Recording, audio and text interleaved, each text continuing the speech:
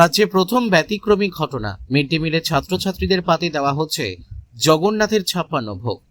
গোটা রাজ্যের সাথে সাথে তীর্থনগরী নবদ্বীপ ও মায়াপুর জুড়ে চলছে রথযাত্রার বিশেষ অনুষ্ঠান।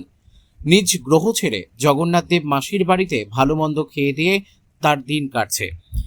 উৎসব মুখর দিনে এক অনন্য নজিরের সাক্ষী হল নদিয়ার মায়াপুর ঠাকুর ভক্তি বিনোদ ইনস্টিটিউট বিদ্যালয়ে রথের পরের দিন শিক্ষক শিক্ষিকাদের বিশেষ উদ্যোগে ছাত্রছাত্রীদের জন্য মিড ডে মিলে পরিবেশন করা হলো প্রথাগত মহাপ্রসাদ 56 ভোগ। সম্পূর্ণ নিরামিষ এই বিশাল ভোজের আয়োজনকে কেন্দ্র করে বিদ্যালয় প্রাঙ্গণে এক উৎসব মুখর এবং ভক্তিপূর্ণ পরিবেশের সৃষ্টি হয়। এই ভোগে রয়েছে বিভিন্ন ধরনের ফল, জগন্নাথের প্রিয় কাঁঠাল, খাজা, মালপোয়া, পাটিসাপটা, বিভিন্ন ধরনের মিষ্টি, পুষ্পান্ন, পরমান্ন থেকে শুরু করে একাধিক রকমের ভাজা, শাক ও তরি তরকারি।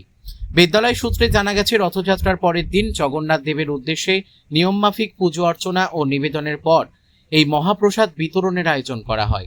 স্কুলের প্রধান শিক্ষক নিত্যগোপাল মণ্ডল জানান, বিদ্যালয়ের শিক্ষক ও শিক্ষিকাদের যৌথ আর্থিক সহযোগিতা এবং সক্রিয় অংশগ্রহণের মাধ্যমেই এই বৃহৎ কর্মকাণ্ড সম্পূর্ণ হয়েছে। শিক্ষকরা প্রত্যেকেই স্বতঃস্ফূর্তভাবে এই আয়োজনে নিজেদের কন্ট্রিবিউশন বা অবদান রেখেছেন। তিনি আরও জানান যে বিদ্যালয়ে প্রায় 400 জনের এই বিশেষ খাবারের আয়োজন করা হয়েছিল, যেখানে স্কুলের ছাত্রছাত্রী থেকে শুরু করে শিক্ষক শিক্ষিকা, শিক্ষাকর্মী ও আমন্ত্রিত অতিথিরাও উপস্থিত ছিলেন। বর্তমানে এই স্কুলে মোট ছাত্রছাত্রীর সংখ্যা প্রায় 1178 জন এবং শিক্ষকের সংখ্যা 36 জন।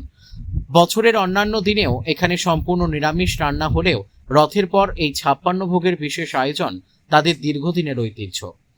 বিদ্যালয়ের এই আয়োজনে প্রসঙ্গে নদিয়ার নর্থ সার্কেলের স্কুল পরিদর্শক তথা বিদ্যালয়ের প্রশাসক জানবাস শেখ জানান, এই ধরনের বিশেষ আয়োজনের মূল উদ্দেশ্য হল সমস্ত ছাত্রছাত্রীদের বিদ্যালয়ের সঙ্গে আরো বেশি করে সম্পৃক্ত বা ইনভলভ করা।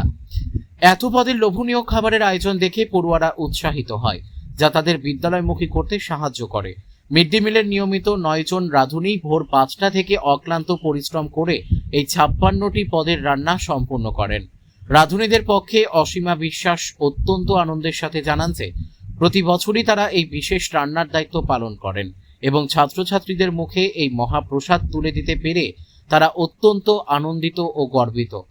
সব মিলিয়ে মায়াপুরের এই বিদ্যালয়ের শিক্ষকদের এমন অভিনব উদ্যোগ ছাত্র ও শিক্ষক সম্পর্কের মেলবন্ধনে এক নতুন দৃষ্টান্ত স্থাপন করল।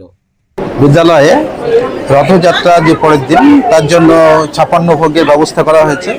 আমাদের যারা ছাত্রছাত্রী, যারা শিক্ষক শিক্ষিকা, শিক্ষাকর্মী, রাঁধুনি সবাই আছেন, সবার জন্য আমরা জগন্নাথ দেবের উদ্দেশ্যে ভোগ নিবেদনের পরে আমরা সমস্ত ছাত্রছাত্রীদের মধ্যে এবং শিক্ষক শিক্ষিকা যারা আছেন, শিক্ষাকর্মী এবং যে রাঁধুনি এবং অন্যান্য যারা নিমন্ত্রিত আছে, সকলকে আমরা বসে এখানে খাওয়ানোর ব্যবস্থা করেছি।